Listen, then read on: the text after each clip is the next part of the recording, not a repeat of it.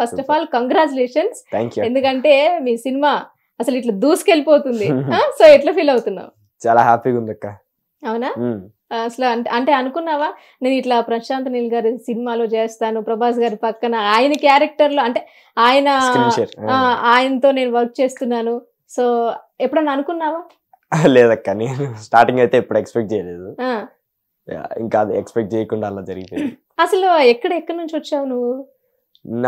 మా సొంతూరు ప్రకాశం డిస్ట్రిక్ట్ లో రాజపాలెం అని. ఓకే. పుట్టినప్పటి నుంచి హైదరాబాద్ లోనే ఉంటున్నా. ఓకే, ఇక్కడే. ఎట్లా అసలు అంటే సినిమాలు అంటే ఎందుకు ఇంట్రెస్ట్ వచ్చింది నీకు? ఇంత చిన్న ఏజ్ లో అంత పెద్ద ఆయనతో యాక్ట్ చేసావు. ఏమో అక్క, ఇంట్రెస్ట్ ఎక్కడి నుంచి వచ్చిందేమో తెలియదు కానీ చిన్నప్పటి నుంచి బాగా సినిమాల్లోకి వెళ్ళాలి, టీవీలోకి వెళ్ళాలని అంటూ ఉండేవాడిని. ఫస్ట్ చిన్నప్పుడు లైట్ తీసుకున్నారు, బట్ రాను కూడా అదే అనేసరికి కొంచెం సీరియస్ తీసుకొని అప్పుడు స్టార్టింగ్ లో ఎలా వెళ్ళాలో తెలియదు. సో ఒక మోడలింగ్ ఏజెన్సీని కాంటాక్ట్ చేసాము. అక్కడ మోడలింగ్ యాక్టింగ్ రెండు నేర్పిస్తామన్నారు. తర్వాత మోడలింగ్ ఫస్ట్ నేర్చుకున్నా. మోడలింగ్ నేర్చుకొని చిన్న షోస్ చేశాను, యాడ్స్ చేశాను. అలా కాంటాక్ట్స్ పెరిగి ఫస్ట్ వెబ్ సిరీస్ చేశా, రిలీజ్ అయింది పరంపర అనే వెబ్ సిరీస్. SMS సురేష్ గారు క్యాష్ చేశారు నన్ను దాంట్లోకి. సో అది నా ఫస్ట్ సిరీస్ అనమాట. తర్వాత ఇంకా స్లోగా మూవీస్ లోకి వచ్చి కొన్ని యాక్ట్ చేశాను, కొన్ని రిలీజ్ కాలేదు. సో అలా ఇంకా ఇప్పుడు సలార్ చేశాను. ఫస్ట్ మూవీ ఏంటిది ఇది? ఫస్ట్ మ్యూజిక్ స్కూల్ అనే మూవీ అక్క, శ్రేయా గారిది. ఓకే, అది రిలీజ్ అయిపోయిందా? రిలీజ్ అయిపోయింది. ఓకే, అంటే ఆ ఛాన్స్ ఎట్లా వచ్చింది నీకు? ఎవరి త్రూ వచ్చింది? Music school music school Chandu అన్నని కాస్టింగ్ డైరెక్టర్. ఓకే.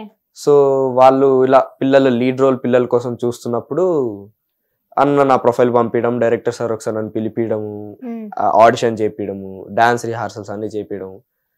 తర్వాత అప్పుడు సెలెక్ట్ అయ్యి స్లోగా షూట్ లోకి వెళ్ళి ఇంకా అలా అయింది. ఓకే, ఆ తర్వాత ఇంకేం సినిమా చేసావు?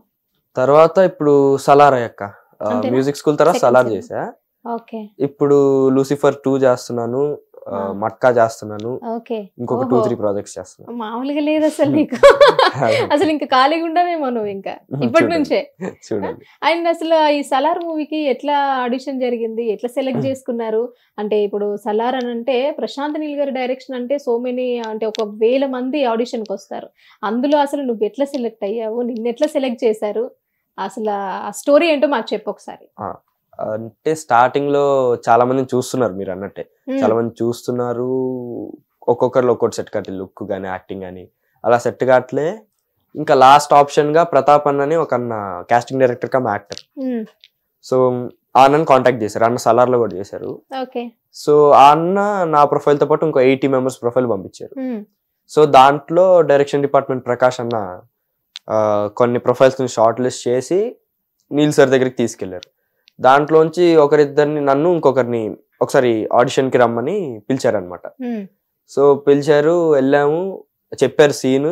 సార్ వచ్చి చూశారు, హైట్ చూసుకున్నారు, సీన్ చెప్పేసి వెళ్ళిపోయారు.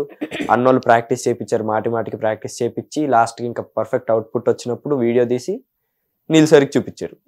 అప్పుడు నీల్ సార్కి నచ్చి ఇంకా అక్కడికక్కడే ఫైనలైజ్ చేసేసారు. ఓకే, అసలు అనుకున్నావా, నువ్వు ఎక్స్పెక్ట్ చేసావా ఇప్పుడు ప్రశాంత్ నీల్ గారు అంటే ఒక KGF 2 అంత పెద్ద డైరెక్టర్ నన్ను సెలెక్ట్ చేస్తాడు అనే థాట్ ఉందని? అంటే స్టార్టింగ్ కాల్ రాకముందు ఆబ్వియస్ గా సలార్ అనే థాటే లేదు అసలు. ఆ సినిమా అంటూ వస్తుంది ఉందని తెలుసు, బట్ మనకు వస్తుంది అన్న థాట్ లేదు. ఒకసారి కాల్ వచ్చాక ఇంకా నా బెస్ట్ ఇచ్చాను నేను, ఇంకా సార్కి నచ్చి తీసుకున్నారు.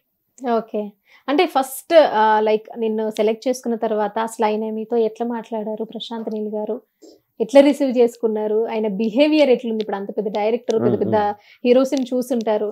సో నువ్వు ఆయన సినిమాలో ఫస్ట్ అబ్బాయివి, సో అసలు ఎట్లా ట్రీట్ చేశాడు నేను? సార్ చాలా జోవియల్ గా ఉంటారు అక్క. అంటే వర్క్ అప్పుడు వర్కే ఉంటారు, ఫ్రీగా ఉన్నప్పుడు అంతే జోవియల్ గా కూడా ఉంటారు అనమాట. సో స్టార్టింగ్ రిహార్సల్స్ అప్పుడు కానీ వచ్చి రిహార్సల్ అంటే వచ్చేవాళ్ళు, సీన్ చెప్పేవాళ్ళు, మమ్మల్ని కూర్చోబెట్టి స్టార్టింగ్ లో ఇద్దరిని కూర్చోబెట్టి మీ రోల్స్ ఏంటో మీకు తెలుసు కదా అని ఇలా మొత్తం మా హిస్టరీ మొత్తం ఎక్స్ప్లెయిన్ చేసి ఈ సీన్లు మీరు ఇలా చేయాలి అని ఆయన గెస్ట్ హౌస్ దగ్గర కూర్చోబెట్టుకొని ఎక్స్ప్లెయిన్ చేశారు.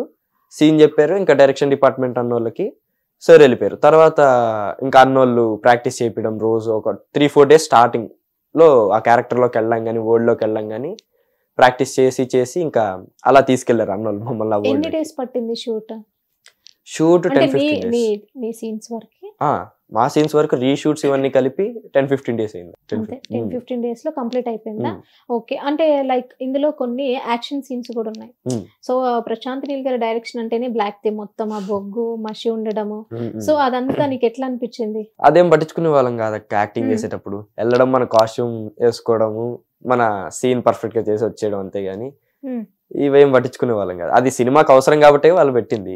సో దాంట్లో ఇంకా మా యాక్టింగ్ మేము చూసుకునే వాళ్ళం అంతే. అంతే. ఇంకా ఏదైనా అంటే నీ షార్ట్ కానీ, ఆ అబ్బాయి ప్రభాస్ క్యారెక్టర్ చేశారు, ఆ అబ్బాయి షార్ట్ కానీ ఏదైనా మీది పర్ఫెక్ట్ గా రానప్పుడు ప్రశాంత్ నీల్ గారు ఇట్లా చిరాకు పడ్డము, లేదా అట్లా కాదు ఇట్లా అని చెప్పడం ఏమైనా చేశాడా? అంటే 99% ఎప్పుడు కూల్ గానే ఉంటారు సార్.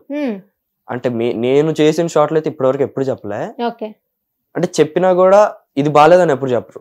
ఇంకా కావాలరా, నీ నుంచి ఇంకా ఎక్స్పెక్ట్ చేస్తున్నా, ఈ ఎమోషన్ ట్రై చేయి, ఆ ఎమోషన్ ట్రై చేయి, ఇలా చెప్పు అని ఇంకా ఇన్పుట్స్ ఇచ్చేవాళ్ళు తప్ప ఎప్పుడు బాగాలేదని అయితే చెప్పలే. ఇంకా ఎవరో ఒక యాక్టర్ గానీ ఎవరైనా చెప్పిందే మాటికి చెప్పినా కూడా సేమ్ తప్పు చేస్తుంటే ఇంకా లాస్ట్ కి కోపం వచ్చింది, కానీ అది కూడా మళ్ళీ పెద్ద కోపం రాదు, వచ్చి అరుస్తారు అంతే. తర్వాత ఇంకా దెబ్బకి చేసేస్తారు అంతేనా? ఇంకా ఓకే, అంటే ప్రభాస్ గారు నార్మల్ గానే ఉన్నారు, అంటే ఇప్పట్లో ఏ సినిమాలో చూసినా అట్లనే ఉంటారు కాబట్టి యాక్షన్ మూవీలా చూపించారు. బట్ నీ కాస్ట్యూమ్ లైక్ నువ్వంతా చాలా డిఫరెంట్ గా ఉన్నావు. అంటే ముక్కు పుడక పెట్టుకోవడము, మెడలో కడియాలు వేసుకోవడము, అంతే బ్లాక్ ఇట్లా ఇవన్నీ పెట్టుకోవడము, ఏంటి అసలు అది? అంటే సార్ ఇంతకుముందు ఇంటర్వ్యూలో చెప్పిన దాని బట్టి ఏంటంటే అక్క, సార్ కి మొత్తం ఈ కాన్సార్ ఇదంతా అసలు మొత్తం పీపుల్ గురించి ప్రతి హిస్టరీ, అసలు ఎందుకు ముక్కు పుడక, ఇది ప్రతి దాని గురించి ఒక హిస్టరీ ఆయన రాసుకొని పెట్టుకున్నారంట బోర్డు మీద. సో ఈ కాస్ట్యూమ్ ఏంటంటే మీరు ట్రైలర్ లో చూస్తుంటే 3 విగ్రహాలు ఉండడం, సో వాళ్ళ సిస్టర్స్ వాళ్ళ దేవుడిని ఫాలో అయ్యేటట్టు, వాళ్ళ కల్చర్ ఎంత మోడర్న్ వరల్డ్ లోకి వచ్చినా కూడా వాళ్ళ కల్చర్ ని వాళ్ళు ఫాలో అవుతున్నట్టు ముక్కు పుడక గానీ, బొట్టు గానీ, డ్రెస్సింగ్ స్టైల్ అలా ఉండేది అనమాట. ఓకే, అంటే ఈ ముక్కు పుడక ఇట్లా రియల్ గానే పెట్టారా, లేకుంటే జస్ట్ ఇట్లా నార్మల్ గా అతికించారా? అది ఇట్లా ఎలాస్టిక్ టైప్ అక్క. ఓకే, నొప్పి వచ్చేదా? నొప్పి ఏం రాదు. ఏం రాదా? ఓకే.